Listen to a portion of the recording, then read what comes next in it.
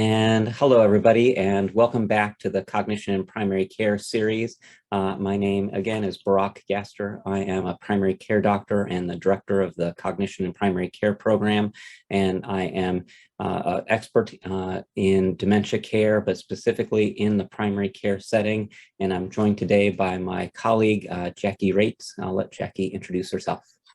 Hi, I'm Jackie Rates. I'm a family doctor and geriatrician. I have a primary care clinic at Harborview Family Medicine, and I work for Harborview Post-Acute Care Services doing some nursing home work and inpatient palliative care at UW-Montlake.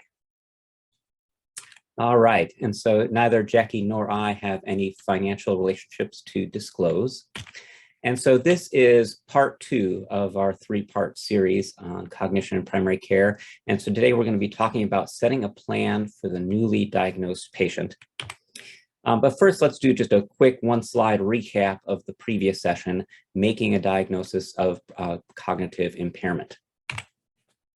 And so making a diagnosis of cognitive impairment is really all about the concept that we can evaluate cognitive function in primary care. It is best done as scheduling it as a dedicated follow-up visit, ideally with a family member present.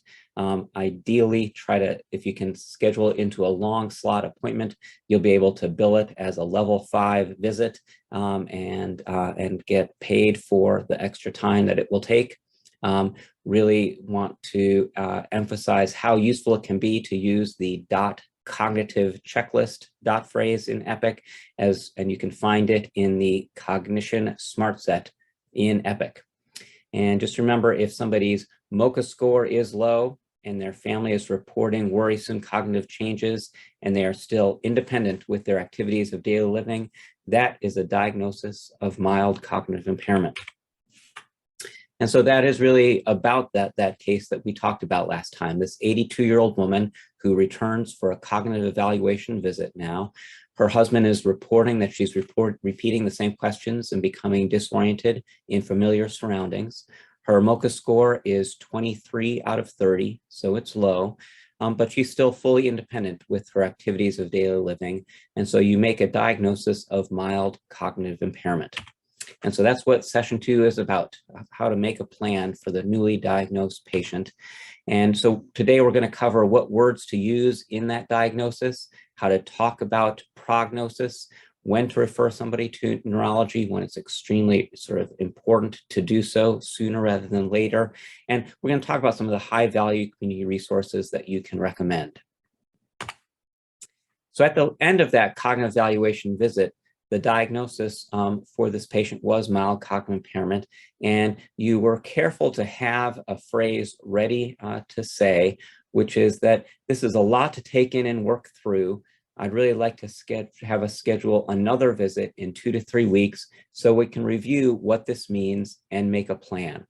You know, again, like, it's not that you're going to hide that diagnosis from her, but you really want to have a pivot ready where you're not going to try to, again, sort of blow up your whole day by trying to do a whole set of plan and discuss what that diagnosis means at that evaluation visit.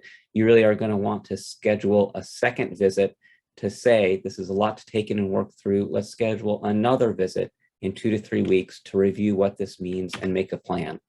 So now she's here for that follow-up visit. It's, again, you have hopefully been able to schedule it as a long slot appointment, which you can again bill as a level 5 visit. And again, you've encouraged her husband to attend. And so here is a checklist of things to cover at that discussion visit. You want to talk about disclosing and prognosing. You want to talk about when to refer to a neurologist. You want to talk about promoting her brain health. You're going to think about patient and caregiver support and resources, and you're going to make that important follow-up plan. So let's start with disclosing and prognosing, because this is really the thing that people are going to come to that visit foremost in their mind. And in a way, I really would encourage you to think about this as just the standard delivering bad news framework. You really want to try to have a family member there. And starting what can be a kind of intense conversation like this, it can really be useful to just set the stage, to have a phrase ready like, is it okay if I share what I think is going on? And this is a little bit of a funny question, because obviously it's okay. That's obviously why they're there. But the real value of asking that is it really preps them for the bad news. And it really, in effect, asks in a respectful way, are you ready to hear this now? And you want to some degree, acknowledge that it's scary, but you also want to share some optimism and really sort of include in your conversation that this is really important and good that we've identified this. It's going to help to be more ready, and that I'm going to be here to help you understand it and work through it. So thinking about disclosing the diagnosis, it's important to think about what terms to use. And so on one hand, you're making a diagnosis of mild cognitive impairment. And so you might be tempted to really focus just on those words. The problem with that is that many people have never really heard of mild cognitive impairment before. And so they might end up, if those are the only words you use, they might end up being really falsely reassured. Like they might walk away from that visit saying, phew, thank goodness it's not Alzheimer's. Whereas the odds are pretty high that person with mild cognitive impairment does have early stage Alzheimer's disease.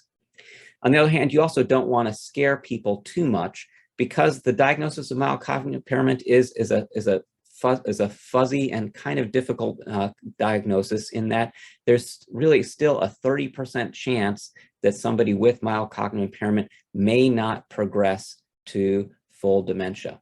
This is a very confusing and tricky part of mild cognitive impairment, but it's definitely true, and we don't quite understand why that is, but there are definitely a pretty big chunk of people with mild cognitive impairment who do not progress to dementia. And so you do want to share both I am concerned that there's a high chance that you have early Alzheimer's disease, and it's so important for us to now be able to watch this closely. But you also want to be able to say that there is a 30% chance that 6 to 8 years from now, your brain might be very, very close to the same as it is now. And so you really want to hook with, it's really important that we have identified this, and let's look at some changes that we can make to maintain your brain health, because there really are ways that we can help. And if this does get worse, it happens very slowly, and I'm going to be here with you to help navigate through that course. And so again, that prognosis point is so important. If the diagnosis is mild cognitive impairment, there's a 30% chance that 6 to 8 years from now, they could be exactly the same. If the diagnosis is dementia, you really do want to frame this with the important caveat that the timeline to progression is very, very slow. It's hard to predict. It could be 6 years, it could be 10 years, it could be 12 years before they reach a very advanced stage of dementia. And so you want to, again, add some reassurance, add some optimism that you could very well be near to where you are now for quite a long time to come, maybe even years. And you want to give support again. I'll be here with you. We're hoping for the best, but I'm here to help if things get worse. And it's so good that we have your family here with you to help. And so here's a couple of phrases that the Memory Brain Wellness Center at UW at Harborview has developed in their Living with Memory Loss guidebook.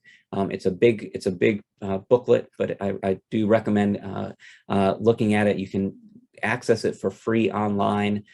Ideally, it would be printed out as a big, thick booklet, and we're working with them to see if we can help to print out copies more easily. But the two phrases that I would pull out from that guidebook that I find really, really helpful to have ready for use at a disclosure visit like this is that living with memory loss is not easy, but I'm going to help you live well. We're going to focus on your brain health.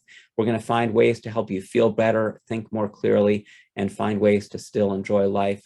And that you don't have to walk this path alone, that your family, your friends, and me are here with you as we move forward.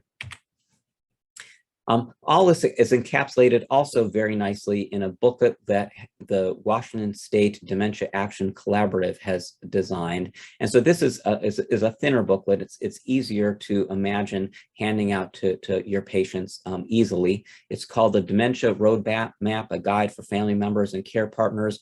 You can find it online to download, but it is less useful to print it out on paper from a printer. It really is a beautiful booklet that you ideally would order printed copies of. It's easy to order printed copies online, and so you can go and check out how to do that. And as this is being rolled out, as we're rolling out our program to more and more clinics in the UW primary care system, we're providing some of these booklets on paper to each clinic to be ready to hand out to patients as well. So the next step in the disclosure and diagnosis checklist is when to refer to neurology. And here you really do want to have in your head, when are the really key important times that I'm going to strongly encourage somebody that they really must see neurology soon. To some extent, this is really a shared decision with patients, that it's okay to hold off as long as there are no big red flags, that it can take months and months to get into the Memory Brain Wellness Center. And some patients are understandably somewhat reluctant to go see a specialist right away. But you do want to keep in mind what are the big red flags that are really going to prompt you to very, very strongly encourage them seeing a neurologist soon. And so that's if they're having any atypical neurological symptoms like Parkinson type symptoms, or really anyone before age 65. So somebody who's developing cognitive impairment before age 65 is very, very atypical dementia. So sort of garden variety Alzheimer's disease, very, very rare for it to develop before age 65. Somebody developing progressive cognitive impairment before age 65 absolutely needs to see a specialist soon. But for many situations, it really is going to be okay to work them up and follow them over time, to build trust with patients and families, to consider making that referral down the road. But the other really, really important situation where you want to strongly encourage somebody to see a specialist very soon is if they're having visual hallucinations. And so, as you might remember in the DOT cognitive checklist in EPIC, we do have that reminder to ask if somebody is having visual hallucinations as a clue for possible Lewy body dementia, where you're going to really encourage somebody to see a specialist soon. And so that's a good segue to think about what are the main types of dementia. So Alzheimer's dementia is by far the most common form of dementia in which memory loss is the main symptom. Vascular dementia is somewhat confusing in that it is very often coexisting with Alzheimer's disease as a mixed form of dementia. So most people with Alzheimer's disease do have probably some component of vascular dementia as well. And most people with vascular dementia do probably also have some component of Alzheimer's disease as well. And so vascular dementia as a completely standalone type of dementia is actually somewhat rare. The most important, less common form of dementia to be aware of is Lewy body dementia. And Lewy body dementia, again, has as its hallmark visual hallucinations. That's really what sets it apart from the other types of dementia. It's really, really important to identify Lewy body dementia because it does have significant impact on how you're going to treat that person. And the most important issue being that people with Lewy body dementia can have really severe adverse reactions to antipsychotics that we might feel forced to use if people are having severe behavioral symptoms. But you want to be extremely cautious about using an antipsychotic in somebody with Lewy body dementia because they can have really severe Parkinson-like reaction to those antipsychotics. This can be a somewhat difficult diagnosis to really be sure of. And so anybody with visual hallucinations absolutely needs to see a specialist to help to nail down that possible diagnosis of Lewy body dementia.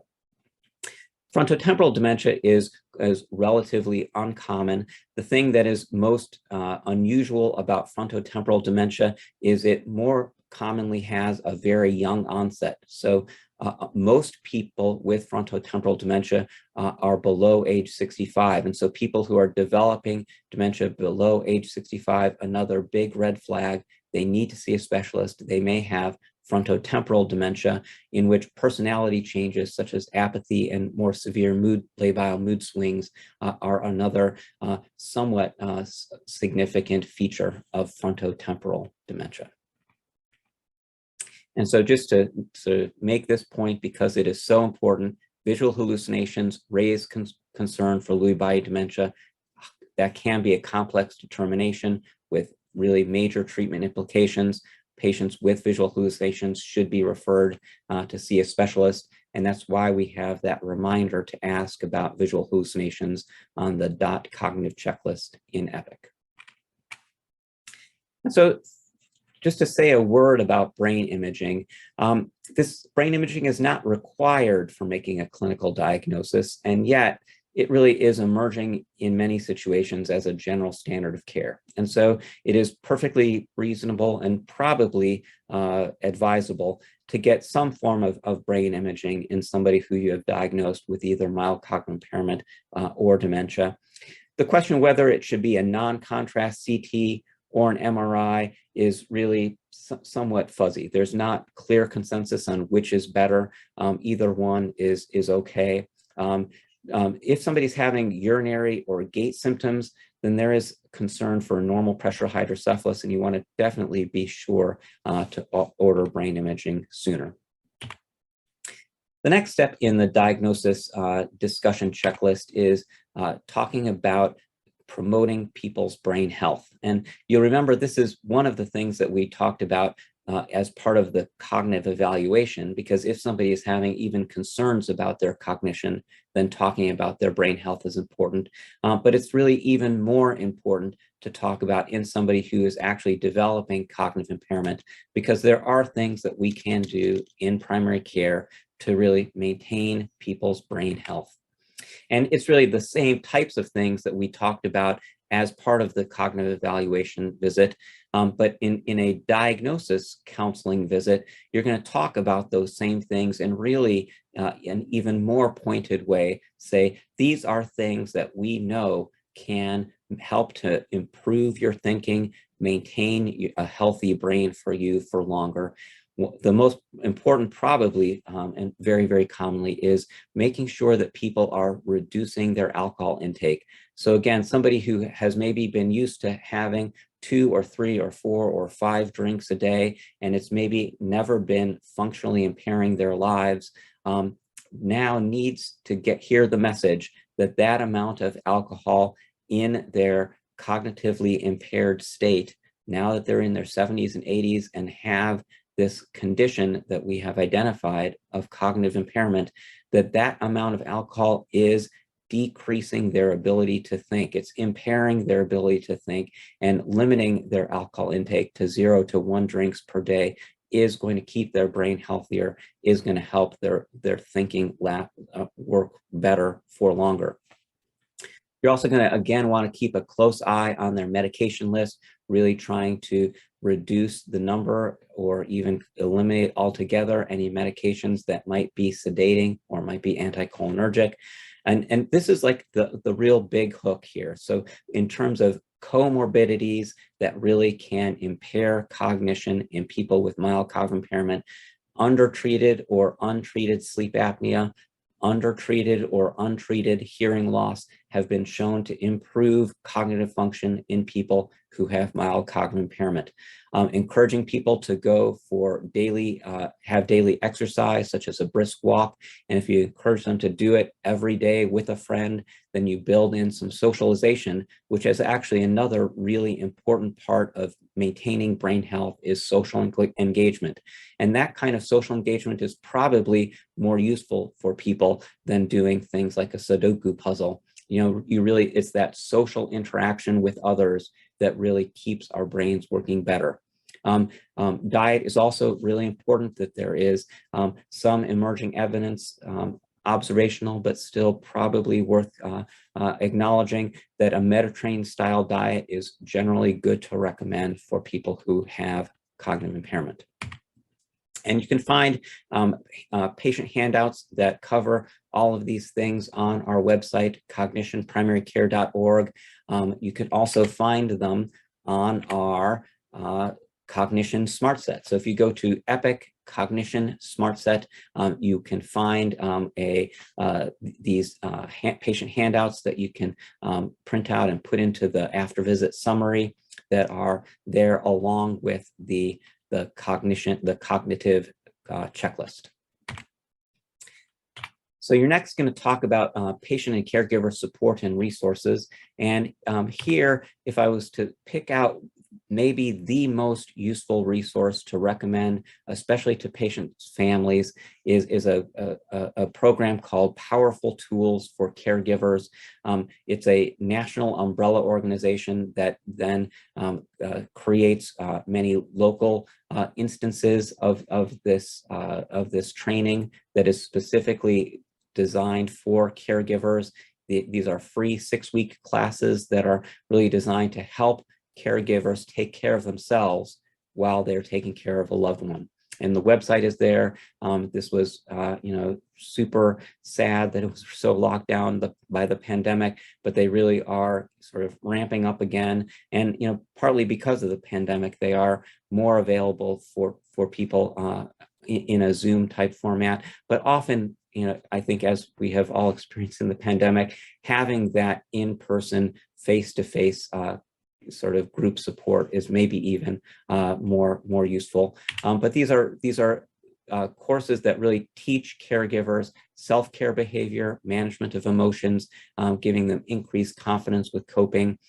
This is a evidence-based program that is really just so important because as we all know, being a care partner for somebody with cognitive impairment is incredibly hard. Also, a call out to the Alzheimer's Association. They have a 24/7 national helpline that is actually staffed by social workers. Translators are available. They can give urgent advice and make referrals to local chapters. It's a free service available to all. Highly recommend the Alzheimer's Association helpline. And really, in the Seattle area, we're incredibly fortunate to have a grassroots movement called Momentia Seattle that really helps to sort of give it's a portal to give people access to programs for people with memory loss and their loved ones to stay active, to stay connected, to just reinforcing that life continues for many years down the road. It's possible to live well with memory loss. Prescribing exercise and giving people connections for how to stay socially engaged. All of these really wonderful resources are available on our website. So cognitionprimarycare.org has a tab that is specifically about community resources, where we have pulled out the most useful ones that are extremely valuable for primary care to give to their patients. And you can actually access many of these links through the Cognition Smart Set. All right, now let's talk a little bit about follow-up. And this is just like so important because you do want to make sure that you are not doing sort of the dreaded sort of diagnose and adios. I think one of the worst things that can happen in a primary care setting is sort of just a quick diagnosis and, oh, I'm going to refer you to a specialist, or, this is, your diagnosis, I'll see you next year. I mean, so hard, because this can be a really hard diagnosis for people to sort of learn to sort of understand. And it can take so many months to get into the Memory Brain Wellness Center. So really connecting yourself as their follow-up and making a plan for that is so important. And so that follow-up is going to be potentially return visits that could be every 1 to 2 months until your checklist is complete. Again, you're not going to necessarily be able to get through all of the things in that checklist at one visit, especially when you're following up on some of the comorbidities that you want to make sure that you're addressing that really can keep their brain healthy. And so it might take sort of several visits every 1 to 2 months to work through that checklist, and then really make sure that you are sort of there and available for somebody maybe 6 months or 12 months down the line. One of the most important things to talk about soon at a follow-up visit is really advanced care planning. And that's going to be a big part of what we talk about in part 3 of this series, advanced care planning. But just to put in a plug early for how important it can be to address identifying who somebody's durable power of attorney is early while they still have capacity to fill out a form like that. We're going to, again, talk about that in part 3 at our next session. And then we're also going to be talking about medications for cognitive decline, which are important to know about, but are not that incredibly effective. And so it is really okay to have them as a low-ish priority, to prioritize those below the other important things that we've been talking about in that checklist. But you do eventually want to address that at a follow-up visit, and that's one of the key topics that we're going to be talking about in part 3 of this series. So takeaways for today is that even if the diagnosis is mild cognitive impairment, it is important to mention that you do have a high concern for early Alzheimer's disease. You don't want to falsely reassure somebody using only a term mild cognitive impairment that most people haven't heard. You want to be honest about the prognostic uncertainty if it's mild cognitive impairment, because there is, again, a 30% chance that it may not progress to dementia. But you also want to include the optimism that with support, people can live well for many years, even with dementia. Don't forget, if somebody is having visual hallucinations, it's really important to refer them soon to neurology because of the concern for possible Lewy body disease. You want to provide resources and make clear follow-up plans.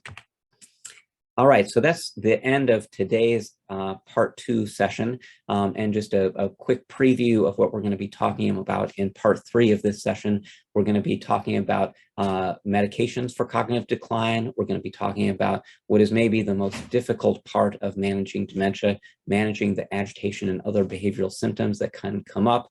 We're going to be giving you communication tips when talking to someone with dementia. And again, the real punchline at the end is advanced care planning to really help to align the care that people get with the care that they would have wanted. Good goals of care planning really can make for improve the care that we provide to people with dementia. All right. So don't forget to keep an eye on your calendar. Make sure that you know when you are signed up to do session 3, part 3 of this series, Managing Dementia as it Progresses. Don't forget to go to our website, cognitionprimarycare.org, where you can download many of the tools that we've been talking about. And don't forget about the 2 important EPIC tools, the DOT cognitive checklist and the Cognition Smart Set, where you can find many of the things that we've been talking about embedded right in our own UW EPIC system.